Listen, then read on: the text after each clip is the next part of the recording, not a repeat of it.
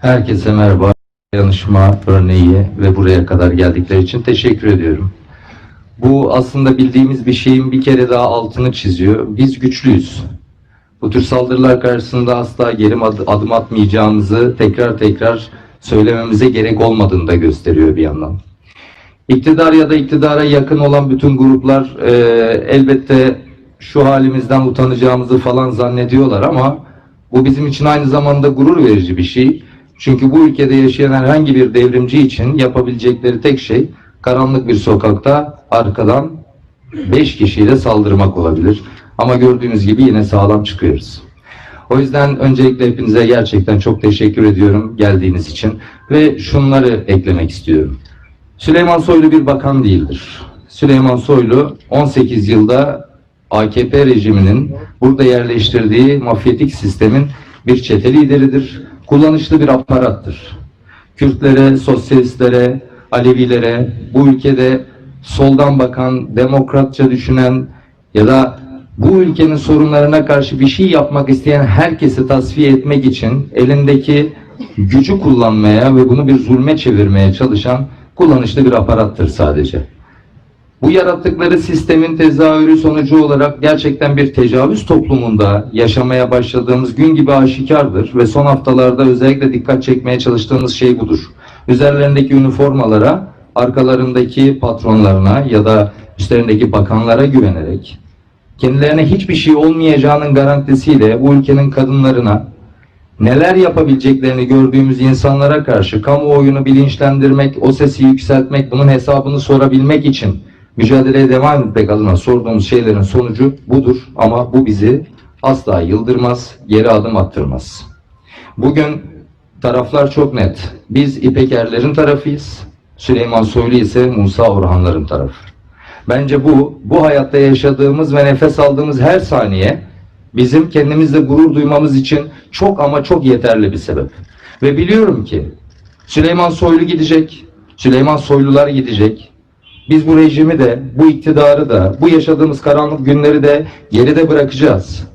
Bu örnekleri, Kemal Kılıçdaroğlu'nun saldırıya uğramasını, Ahmet Türk'ün saldırıya uğramasını, dün benim saldırıya uğramamı, bunların hepsini bir gün bir anı olarak ve bizim için farkındayız ama rahatsız etmeye de devam edeceğiz. Dün sorduğumuz gibi nerede kalmıştık diyoruz ve devam ediyoruz. Teşekkür ediyorum.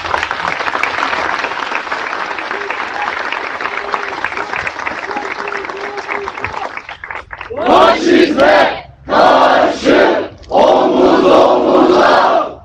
Faşizme karşı omuz omuza. Sevgili Barış Atay'a teşekkür ederiz. Şimdi de sözü İstanbul Milletvekili Türkiye İşçi Partisi Genel Başkanımız, yoldaşımız Erkan Baş'a bırakıyorum.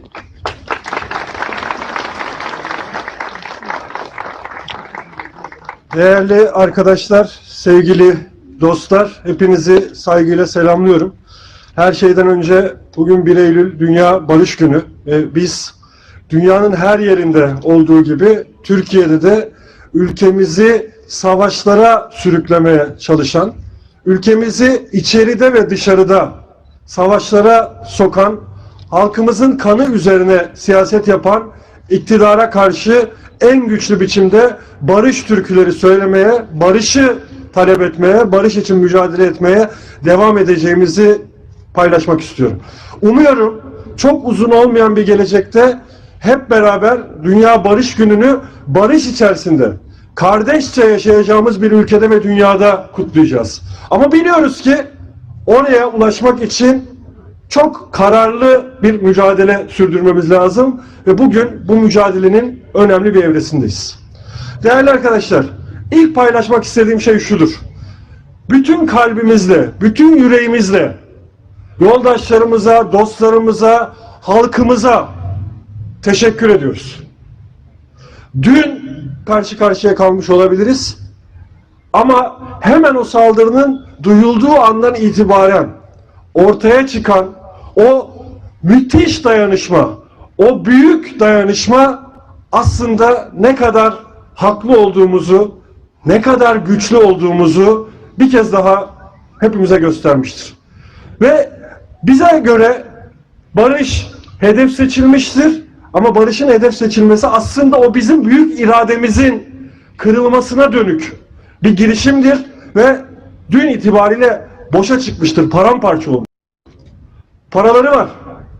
Devleti ele geçirmişler, askeri, polisi, jandarması, bekçisi, her tür çetesi yanlarında. Bütün medya neredeyse denetimleri altında. Her türlü baskıyı, şiddeti, terörü uyguluyorlar. Ama bu ülkede muazzam bir halk direnişi var ve bu ülke halkları teslim olmuyor. Biat etmiyor. Direnmeye, mücadele etmeye devam ediyor. Zorlarına giden budur, biliyoruz. Ve bunu kuvvetlendirmek için elimizden gelen ne varsa yapacağız. Bakın buradan o iktidar sahiplerine sesleniyoruz. Biz bu tarz saldırılarla ilk defa karşılaşmıyoruz. Bakın 1920'den başlatalım. Daha yakına gelelim. 1965'te Türkiye İşçi Partisi'nin parlamento pratiğine bakalım. Ey Süleyman Soylu, senin ağababan Mehmet Ağar'ları tanıyoruz. Yargısız infazlarını, gözaltında kayıplarını yaşadık. Hiçbirisi bir adım geri gitmemize neden olmadı. Aksine kararlılığımızı büyütüyorlar. Aksine inancımızı büyütüyorlar. Canlarını acıtıyoruz, canlarını acıtacağız. Değerli arkadaşlar, biz onların bildiği, tırnak içinde kullanıyorum, siyasetçilerden değiliz. Biz devrimciyiz. Biz siyasete Yoğurtçu Parkı'ndaki forumlardan çıktık geldik. Miting meydanlarından, eylemlerden, halkın hak alma mücadelesinin içinden geldik. Biz halkımızın bize verdiği görevin farkındayız, bilincindeyiz, bu sorumlulukla hareket ediyoruz. Bizi Ankara'ya o koltuklarda oturalım diye göndermediler. Süleyman Soylu'dan hesap soralım diye gönderdiler.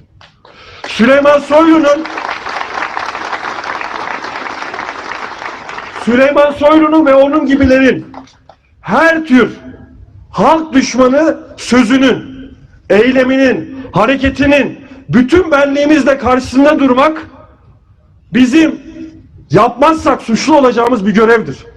Bizim açımızdan tek kırmızı çizgi budur. Halkın verdiği görev neyse, halkın verdiği sorumluluk neyse, elimizden geldiğince, gücümüz yettiğince, tek başımıza da kalsak, gece karanlık bir sokakta da olsak, karşımızdakiler her tür alçaklığı yapabilen, gerektiğinde davadan, halkın bize verdiği görevden bir adım, hayır yarım adım bile geri adım atmayacağız. Yarım adım bile geri atmayacağız. Tam tersini söylüyorum. Bugün daha fazla üstüne geleceğiz. Süleyman Soylu bugün bizden daha fazla korksun. Değerli arkadaşlar, biz siyaseti onlar gibi yapmıyoruz. Siyaset bizim için kişisel ikbal meselesi değil. Halkın kavgasının hasbelkader sözcülüğünü, temsilciliğini omuzlarına yüklenmiş insanlar olarak bu siyaset alanında mücadele ediyoruz. Ve bu nedenle ne yaparlarsa yapsınlar açık söylüyoruz. Elinizden geleni ardınıza koymayın be. Elinizden geleni ardınıza koymayın. Sizden korkan sizden beter olsun. Ne yapabilirsiniz ki? Siz vurdunuz da biz ölmedik mi? Elinizden gelen her şeyi yapın. Biz daha fazla bileyleniyoruz. Daha fazla kararlı hale geliyoruz. Ve bu iktidarı yıkmak konusunda son derece eminiz. Biz bu işi başaracağız. Dün kendinizi en güçlü hissettiğiniz anda bizim hissettiğimiz, bize hissettirdiğiniz şey şudur. Biz sizi o iktidar koltuğundan indireceğiz. Kendi akıllarınca çeşitli oyunlar kurguluyor olabilirler. Değerli arkadaşlar, kaybettiklerinin, yok olmaya doğru sürüklendiklerinin farkındalar.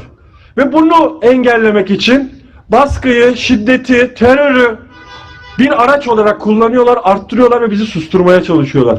Barışı susturmaya çalışmıyorlar. Sadece barışı susturmaya çalışmıyorlar. Sadece halkın temsilcilerini susturmaya çalışmıyorlar. Bir bütün olarak bu ülkeyi teslim almak istiyorlar. İşte bu yüzden direnmek zorundayız. İşte bu yüzden bir arada durmak zorundayız. İşte bu yüzden tam böyle anlarda birliğimizi, dayanışmamızı, mücadelemizi ilerletmek, yükseltmek durumundayız. Onlar siyaseti böyle satranç oyunu falan gibi görüyorlar ya. Şimdi ne yaptılar? Bakın dikkat edin. Dün barışa dönük saldırıya büyük bir halk tepkisi ortaya çıkınca akşam saatlerinde bir açıklama yaptılar. İşte o piyonu feda ettiler. Dediler ki biz piyonu feda ediyoruz. Bakın buradan açık söylüyorum. Piyon fedasıyla kurtulamazsınız. Önce fili, sonra şahı oradan indireceğiz. Böyle piyon fedasıyla falan olmaz bu iş. Arkadaşlarımıza çok teşekkür ediyoruz. Biz ancak ve ancak birlikte olursak başarabileceğine inanan bir siyasal hareketiz. Şimdi daha güçlü bir birliktelik kurduğumuz için başarıya olan inancımız arttı. Son sözüm de olsun. Hep birlikte başaracağız.